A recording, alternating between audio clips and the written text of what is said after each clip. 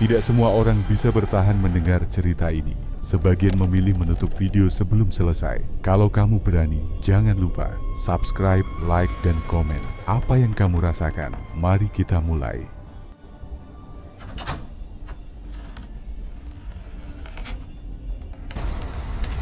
Lembah horor.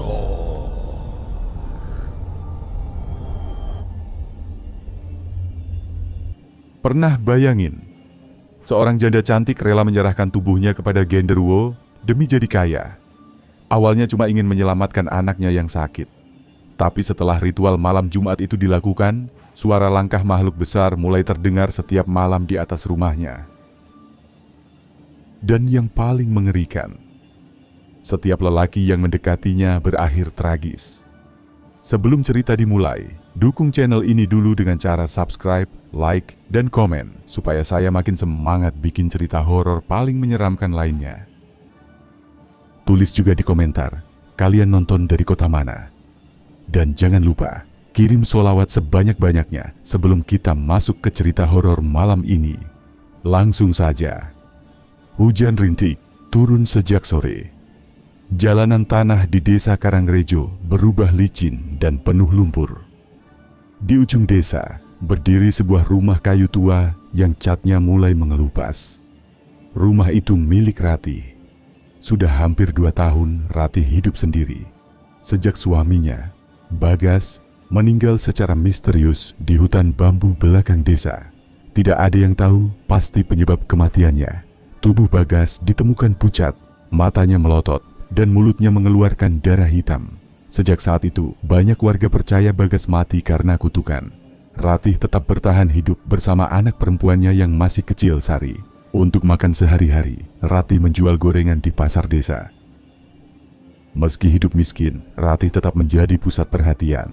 Tubuhnya yang semampai dan wajahnya yang cantik sering membuat para lelaki diam-diam memandanginya. Bahkan beberapa pria sengaja datang ke warung hanya untuk melihat Ratih tersenyum. Namun tidak semua tatapan membawa niat baik. Janda seperti dia pasti ada yang pelihara. Mana mungkin bisa bertahan hidup sendirian? Bisik-bisik itu sering terdengar ketika Ratih lewat. Ratih hanya diam. Malam itu angin bertiup lebih dingin dari biasanya. Sari sudah tertidur di kamar kecil dekat dapur. Ratih duduk sendirian di ruang tengah sambil menghitung uang hasil jualan. Jumlahnya bahkan tidak cukup untuk membayar utang beras. Ratih menghela napas panjang. Matanya menatap foto suaminya yang tergantung miring di dinding. "Aku capek, Mas," bisiknya lirih. Tiba-tiba, brak kakek kak. Suara keras terdengar dari atap rumah. Ratih terkejut sampai uang receh di tangannya jatuh berserakan. Ia menahan napas. Suara langkah berat terdengar pelan di atas genteng. Duk, duk, duk. Ratih mulai gemetar. Ia mengambil sapu lidi di dekat pintu sebagai pegangan. "Siapa?" teriaknya takut. Tak ada jawaban. Namun suara langkah itu makin jelas. Seolah ada seseorang bertubuh besar berjalan perlahan di atas rumahnya. Sari tiba-tiba terbangun dan menangis dari kamar. "Ibu, ada orang hitam di jendela." Ratih langsung berlari memeluk anaknya. Saat itulah aroma tanah basah bercampur bau anyir masuk ke dalam kamar. Lampu minyak tiba-tiba padam sendiri. Gelap, suasana rumah mendadak sunyi. Ratih memeluk Sari erat sambil membaca doa dengan suara gemetar. Lalu, terdengar suara napas berat tepat di luar jendela kamar. Ratih memberanikan diri menoleh perlahan. Di balik celah jendela kayu yang sedikit terbuka, terlihat sepasang mata merah menyala menatap lurus ke arahnya. Ratih menjerit keras, namun sosok itu menghilang begitu saja. Keesokan paginya, warga desa dikejutkan oleh jejak kaki besar berlumpur di atap dan halaman rumah Ratih.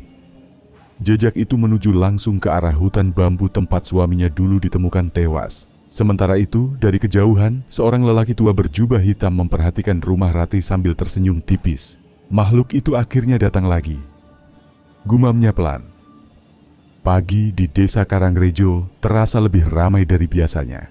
Warga berkerumun di depan rumah Ratih. Mereka sibuk membicarakan jejak kaki besar yang ditemukan di atap dan tanah berlumpur halaman rumah. Beberapa wanita tampak ketakutan. Itu bukan jejak manusia. Aku pernah lihat jejak seperti itu waktu masih kecil. Katanya penghuni hutan bambu mulai mencari tumbal lagi. Ratih hanya diam mendengar semua ucapan itu.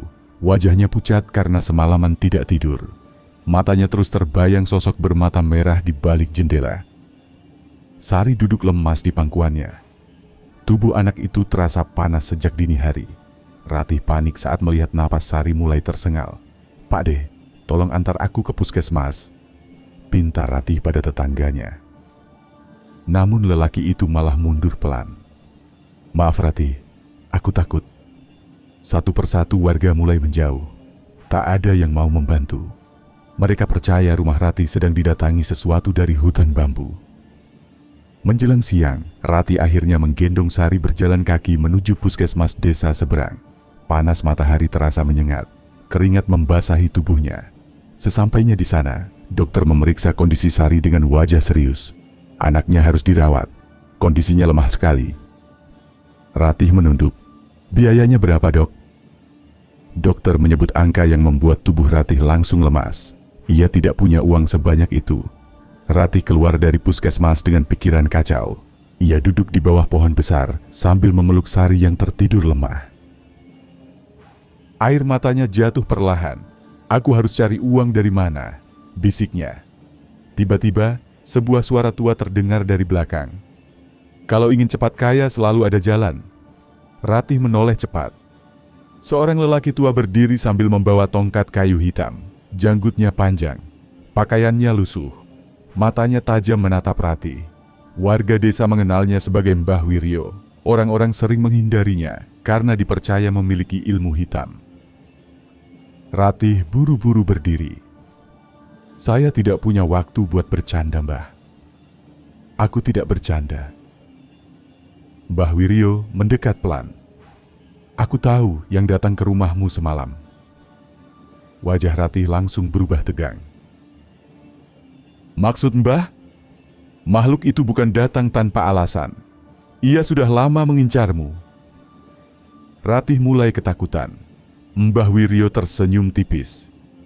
"Suamimu dulu juga pernah membuat perjanjian dengan penghuni hutan bambu." "Dek." Jantung Ratih terasa berhenti sesaat. "Apa?" Dan sekarang, makhluk itu datang menagih. Angin tiba-tiba berhembus dingin. Daun-daun pohon bergoyang keras meski cuaca panas. Mbah Wiryo lalu mengeluarkan sebuah kain hitam kecil berisi bunga kering dan tanah merah. "Kalau ingin anakmu selamat, datanglah ke Sendang Tua di tengah hutan malam Jumat nanti." Ratih mundur pelan. "Saya tidak mau terlibat hal aneh seperti itu." Mbah Wiryo tertawa kecil. "Nanti malam kau akan berubah pikiran." Lelaki tua itu pergi perlahan meninggalkan Ratih yang masih gemetar. Malam harinya, hujan turun deras. Sari mendadak kejang di atas kasur. Ratih panik sambil menangis. Di tengah suara petir, terdengar suara ketukan dari belakang rumah. Tok, tok, tok. Ratih memberanikan diri membuka sedikit pintu dapur. Gelap. Namun di kejauhan, tepat di batas hutan bambu, terlihat sosok hitam besar berdiri diam sambil menatap rumahnya. Dua mata merahnya menyala di tengah hujan. Suara petir terus mengguncang langit desa Karangrejo. Ratih duduk di samping Sari yang masih terbaring lemah di kasur bambu. Napas anak itu semakin berat, tubuh Ratih gemetar. Sudah berbagai obat kampung ia berikan, tetapi panas Sari tidak turun sedikit pun. Sementara itu, suara ketukan dari belakang rumah kembali terdengar. Tok, tok, tok. Lebih pelan, lebih berat. Ratih memejamkan mata sambil membaca doa. Namun suara itu justru berubah menjadi langkah perlahan yang mengitari rumah. Duk! Duk! Duk!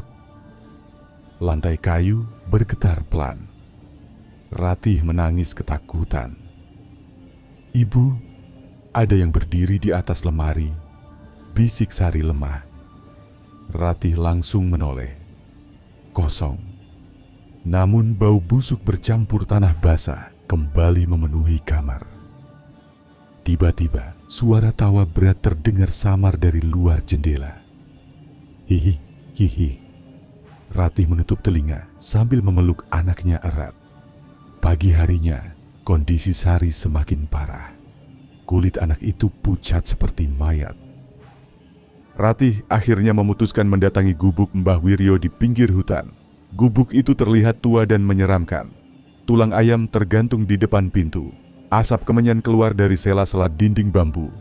Saat Ratih masuk, Mbah Wiryo sudah duduk menunggunya. "Aku tahu kau pasti datang," ucapnya pelan. Ratih langsung berlutut. "Tolong selamatkan anak saya, Mbah." Mbah Wiryo menatap Ratih lama. "Ada harga yang harus dibayar." Ratih mengangguk cepat. "Asal anak saya sembuh, saya mau lakukan apa saja."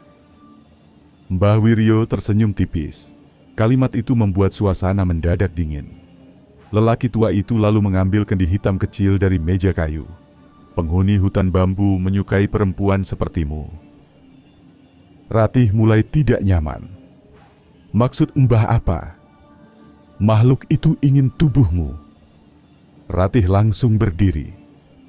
"Saya bukan perempuan murahan." Mbah Wiryo tertawa pelan. "Kau pikir kekayaan datang gratis?" Ratih mundur perlahan dengan wajah pucat. "Makhluk itu sudah memilihmu sejak lama. Bahkan sebelum suamimu mati." "Deg," Ratih membeku. "Maksudnya, suamimu dulu melakukan pesugihan yang sama. Tapi ia melanggar perjanjian." Ratih mulai gemetar. "Itu bohong. Kalau aku bohong, kenapa makhluk itu datang ke rumahmu?" Ratih tidak bisa menjawab.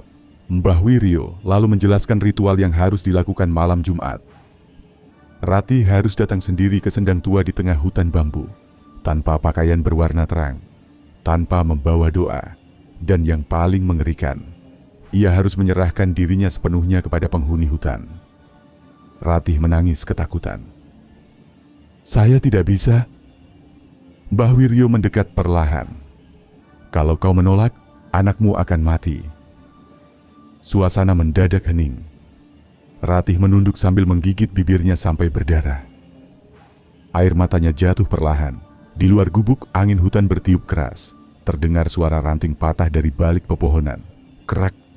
Ratih menoleh ke arah jendela bambu. Sesaat ia melihat sosok hitam besar berdiri di antara pepohonan sambil memperhatikannya. Mata merahnya menyala, dan kali ini, sosok itu tersenyum. Malam Jumat akhirnya tiba. Langit desa Karangrejo gelap tanpa bulan. Angin dingin berhembus dari arah hutan bambu membawa aroma tanah basah dan bau anyir yang menusuk hidung. Di dalam rumahnya, Ratih duduk termenung di depan cermin kusam. Wajahnya pucat, matanya sembab karena menangis sejak sore. Sari tertidur lemah di atas kasur. Napas anak itu semakin kecil. Sesekali tubuhnya menggigil seperti menahan dingin yang tidak wajar. Ratih menggenggam tangan anaknya erat. "Ibu harus selamatkan kamu," bisiknya lirih. Tepat tengah malam, suara burung gagak terdengar bersahutan dari arah hutan. Kerak, kerak. Ratih langsung berdiri. Dengan langkah gemetar, ia keluar rumah memakai kain hitam panjang seperti yang diperintahkan Mbah Wiryo. Desa malam itu terasa mati. Tidak ada suara warga, tidak ada suara anjing, tidak ada cahaya lampu. Hanya suara bambu bergesekan tertiup angin. Saat Ratih melewati jalan menuju hutan, beberapa warga diam-diam melihat dari balik jendela rumah mereka. Dia benar-benar datang ke sana. "Jangan lihat terlalu lama, bisa ikut dipanggil." Ratih terus berjalan meski tubuhnya lemas. Semakin masuk ke dalam hutan, udara terasa semakin dingin. Kabut tipis mulai turun di antara pohon bambu. Lalu, ia melihat cahaya obor di depan sendang tua. Mbah Wiryo sudah menunggu. Di sekeliling sendang terdapat sesajen aneh. Kepala kambing hitam, bunga melati, dupa, dan kendi berisi cairan merah pekat. Ratih menelan ludah. "Mbah, saya takut." Mbah Wiryo menatapnya tajam. "Kalau ingin kaya dan anakmu selamat, jangan berhenti sekarang." Suara angin mendadak mengeras. Daun bambu bergoyang liar. Mbah Wiryo mulai membaca mantra dengan suara berat dan pelan. Api obor tiba-tiba membesar sendiri. Air sendang mulai beriak meski tidak ada hujan. Ratih mulai menangis. Tiba-tiba suara langkah berat terdengar dari balik pepohonan. Duk, duk, duk. Jantung Ratih berdegup keras. Satu persatu bambu bergerak seperti ada sesuatu sangat besar berjalan di antaranya. Mbah Wiryo terus membaca mantra. Jangan menoleh sebelum dia datang sepenuhnya. Namun Ratih tidak kuat menahan rasa takut.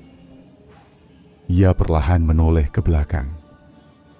Deye, sosok hitam raksasa berdiri hanya beberapa meter darinya. Tubuhnya besar dan penuh bulu hitam lebat. Matanya merah menyala.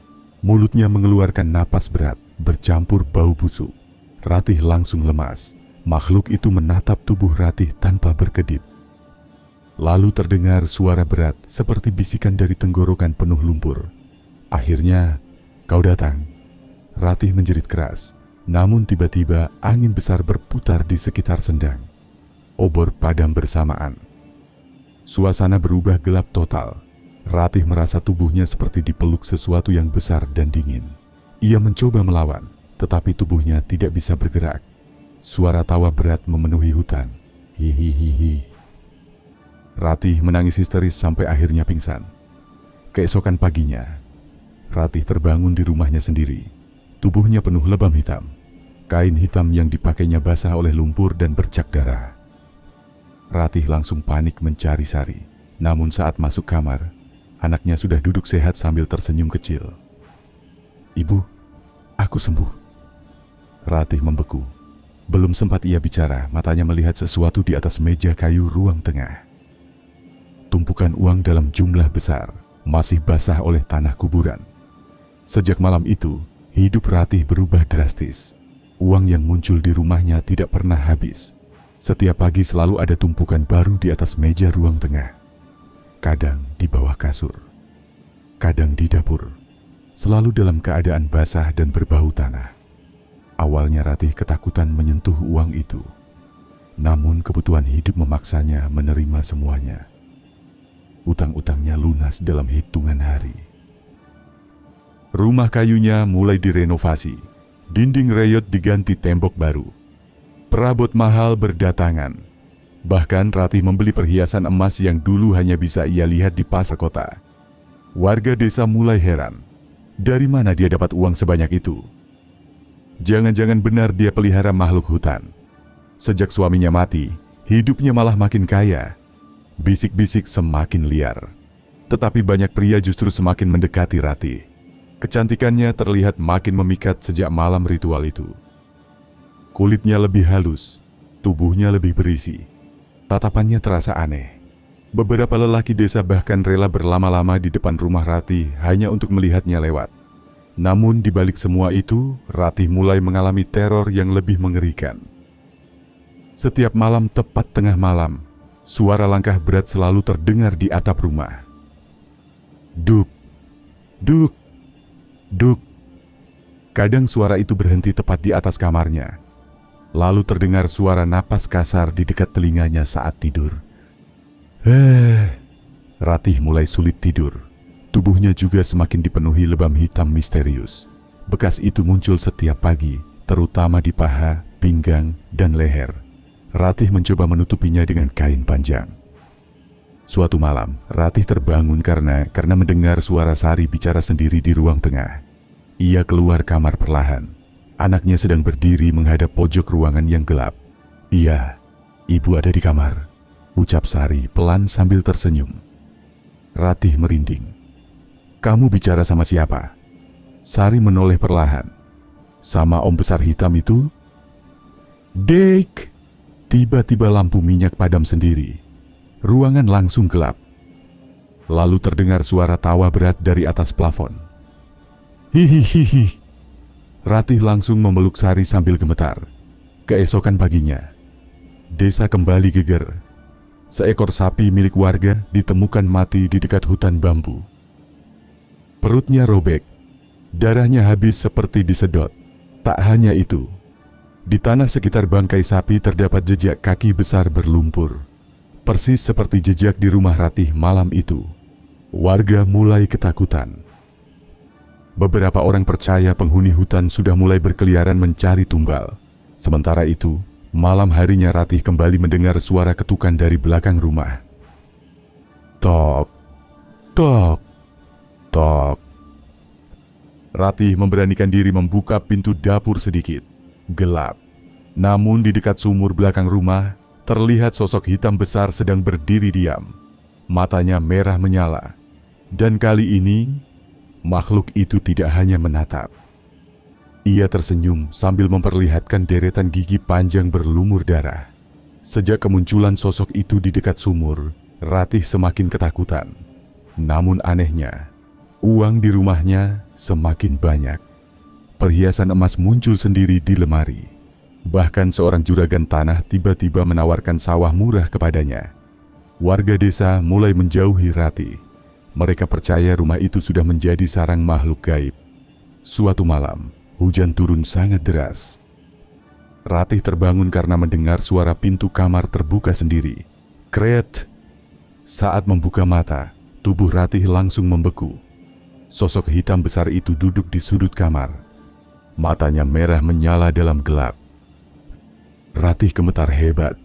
"Mau apa kamu?" bisiknya takut. Makhluk itu tidak menjawab. Ia hanya menatap Ratih tanpa berkedip. Lalu perlahan berdiri. Langkahnya membuat lantai kayu berderit keras. Duk, duk, duk. Tiba-tiba dari kamar sebelah terdengar suara Sari menjerit. "Ibu! Ada orang hitam!" Ratih langsung berlari ke kamar anaknya. Namun saat pintu dibuka, sosok itu sudah berdiri di belakang Sari sambil tersenyum menyeramkan. Ratih menjerit histeris. Keesokan paginya, desa kembali geger. Seorang pria ditemukan tewas dekat hutan bambu. Matanya melotot. Mulutnya penuh tanah, dan di dadanya terdapat bekas cakar besar. Kematian pria di dekat hutan membuat desa Karangrejo semakin mencekam. Warga mulai percaya ada pesugihan terlarang yang sedang aktif. Malam harinya, Mbah Wiryo datang ke rumah Ratih. Wajah lelaki tua itu terlihat tegang. Dia mulai menagih tumbal. Ucapnya pelan. Ratih langsung pucat. "Aku mau berhenti, Mbah. Aku tidak kuat lagi." Mbah Wiryo menggeleng pelan. Tidak ada yang bisa keluar setelah membuat perjanjian. Ratih menangis ketakutan. Tiba-tiba, suara benda jatuh terdengar dari dapur. Brak! Saat Ratih menoleh, seluruh piring di dapur sudah berserakan di lantai. Lampu rumah berkedip sendiri. Lalu terdengar suara tawa berat dari atas plafon. Hihihihi.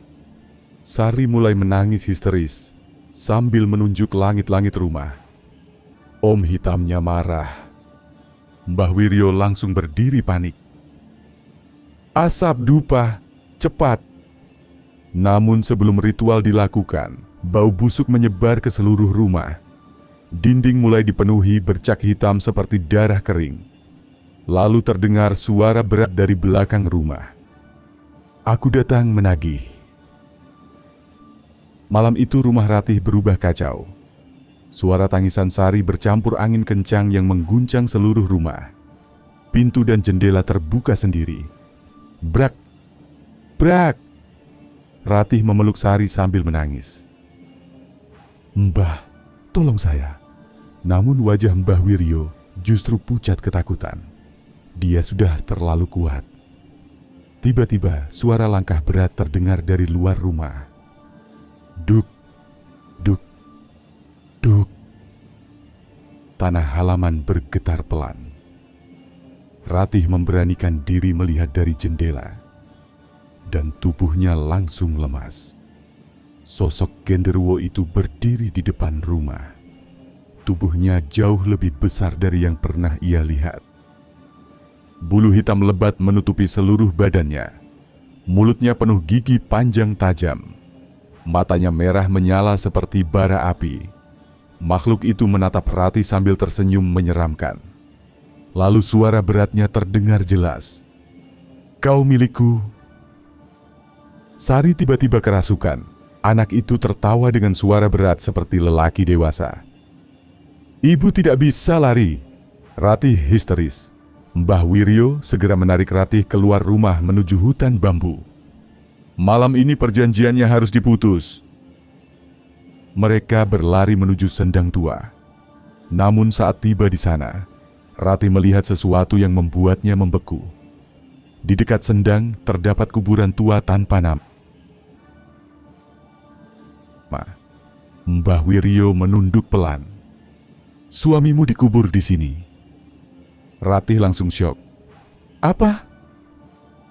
Bagas dulu mencoba kabur dari perjanjian.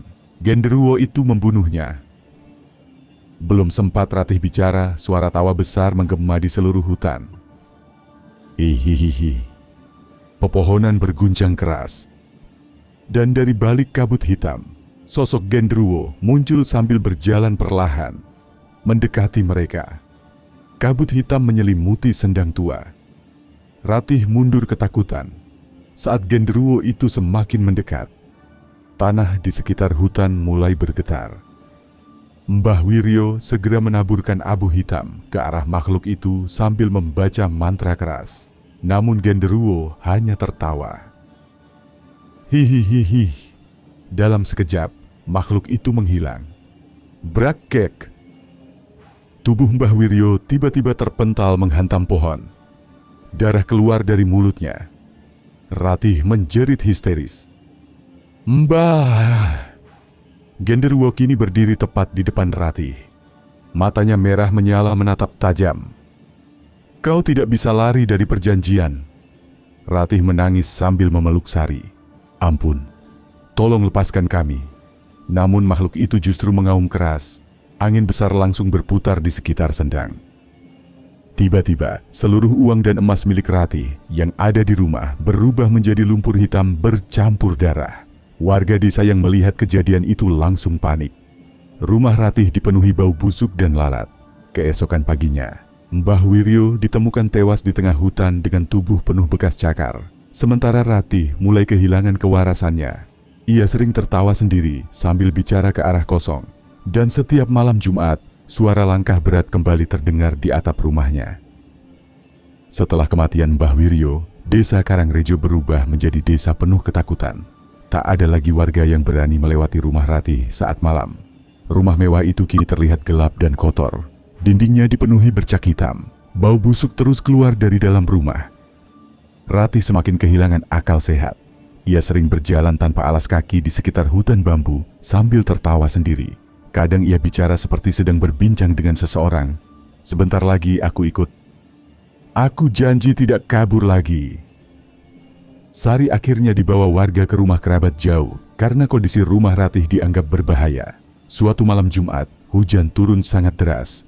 Beberapa warga melihat Ratih berjalan sendirian menuju hutan bambu memakai kain putih lusuh. Rambutnya panjang berantakan, tubuhnya penuh lebam hitam. Ia terus tertawa kecil sepanjang jalan. Hihihihi. Tak lama setelah Ratih masuk ke dalam hutan, terdengar suara jeritan perempuan menggema sangat keras.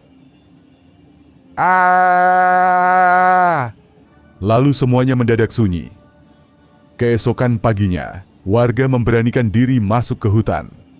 Namun Ratih tidak ditemukan. Yang ada hanya kain putih penuh lumpur di dekat sendang tua. Dan jejak kaki besar menuju ke dalam hutan gelap. Sejak malam itu, rumah Ratih menjadi kosong dan angker. Setiap malam Jumat terdengar suara ranjang bergoyang dari dalam rumah. Kadang disusul tawa perempuan dan suara napas berat makhluk besar. Tak ada warga yang berani mendekat lagi. Beberapa bulan kemudian, seorang janda muda datang ke desa Karangrejo untuk membeli rumah murah di ujung desa itu. Saat pertama kali melihat rumah Ratih, wanita itu mendengar bisikan berat dari arah hutan bambu. Selamat datang, tamat.